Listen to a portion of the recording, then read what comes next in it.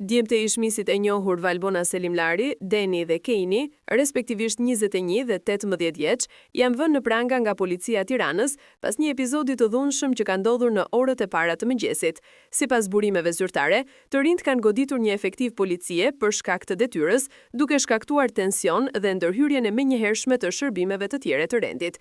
Ngjarja ka ndodhur në zonën e bllokut, ku dy vëllezërit po qëndronin me miqtë e tyre përpara se situata të dilte jashtë kontrollit. Pas shoqërimit në komisariatin R2, incidentet nuk kanë përfunduar.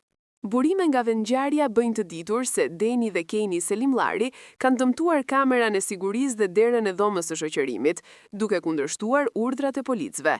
Madje, gjatë përplasjes verbale, ata kanë kërcënuar disa efektiv që ndodheshin në detyrë, gjë që ka agravuar edhe më shumë situatën dhe ka bërë që ndaj tyre të nisen menjëherë procedurat ligjore për dhunë ndaj punonjësit të policisë dhe dëmtim të pronës publike.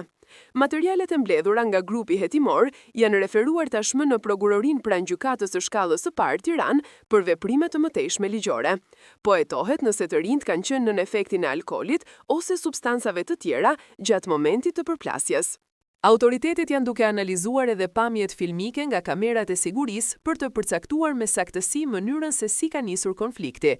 Kjo ngjarje vjen vetëm pak javë pasi dy vëllezërit u përfshinjën një tjetër përplasje fizike në dhërmi në prani të 10 pushuesve.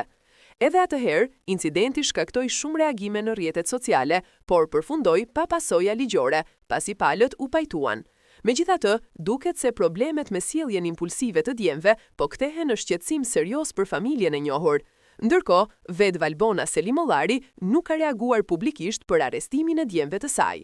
Miq të afërt të familjes bëjnë me dije se ajo është e tronditur nga ngjarja dhe po përpiqet që çështja të zgjidhet në mënyrë të qetë përmes avokatëve. Për opinionin publik, kjo është një goditje e fortë ndaj imazhit të familjes Selimlari, e cila prej vitesh është konsideruar ndër më të respektuarat në vend.